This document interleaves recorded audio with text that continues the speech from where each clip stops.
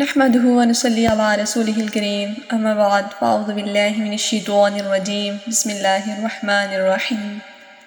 باپ کی محبت بھری نگاہ دنیا کے ہزاروں الفاظ سے زیادہ اثر رکھتی ہے۔ پیارے ساتھیو، السلام علیکم۔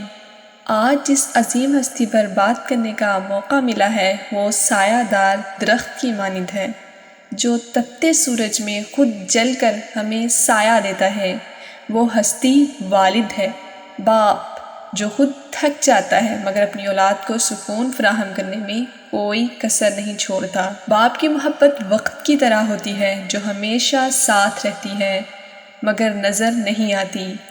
ہم اکثر ماں کی محبت کو شاعری اور جذبات میں بیان کرتے ہیں اور جا بجا طور پر کرتے ہیں، مگر باپ بھی تو وہی ہے جو دن رات ایک کر کے اولاد کے مستقبل کی بنیادیں رکھتا ہے۔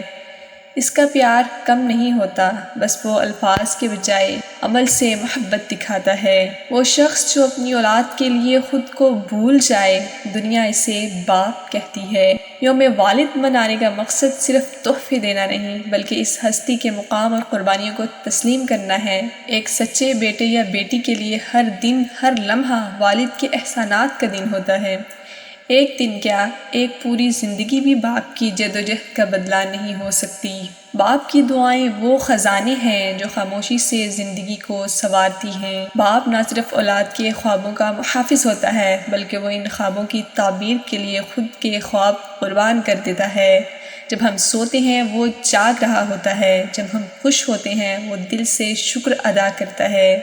اس کی دعائیں، اس کی محنت، اس کا صبر ہماری زندگی کے ستون ہیں۔ جوتی پھٹی ہو یا قمیض پرانی، کبھی باپ کو شکایت کرتے نہیں دیکھا۔ وہ چپ چاپ اپنی خواہشات قربان کر کے ہماری ضروریات پوری کرتا ہے۔ میرے کپڑوں پہ کبھی داغ نہ آنے دیا، میرے کپڑوں پہ کبھی داغ نہ آنے دیا۔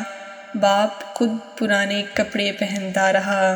قرآن کریم میں حضرت یعقوب علیہ السلام کی اولاد سے محبت اور صبر کی مثال بیان کی گئی ہے۔ باپ صبر کا پہاڑ ہے، چاہے دل ٹوٹ بھی جائے مگر اولاد کے سامنے وہ چہرے پر مسکراہٹ رکھتا ہے۔ کبھی باپ کے چہرے کو غور سے دیکھنا، اس کی خاموشی میں ہزاروں کہانیاں چھپی ہوتی ہیں۔ جس کے والد زندہ ہیں وہ خوش نصیب ہے، ان کے سائے تلے ہر مصیبت بھی چھاؤں لگتی ہے۔ ہمیں چاہیے کہ صرف یوم والد پر نہیں بلکہ روزانہ اپنے والد کا احترام کریں، ان کے لیے دعائیں کریں، ان کی خدمت کریں، اور اگر وہ زندہ ہیں تو یہ دنیا کی سب سے بڑی نعمت ہے۔ باپ دنیا سے چلا بھی جائے تو دعاؤں میں ہمیشہ زندہ رہتا ہے۔ اگر وہ اس دنیا سے رخصت ہو چکے ہیں تو ان کی مغفرت کے لیے دعائیں کرنا، ان کے لیے صدقہ جاریہ بن جانا بہترین محبت کا اظہار ہے۔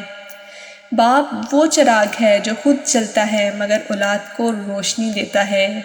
آخر میں میری دعا ہے کہ اللہ تعالیٰ ہمارے والدین کو صحت اور عمر دراز، خوشی اور عزت عطا فرمائے۔ جن کے والد اس دنیا سے جا چکے ہیں ان کی قبروں کو جنت کے باغات میں بدل دے۔ آمین۔ والسلام۔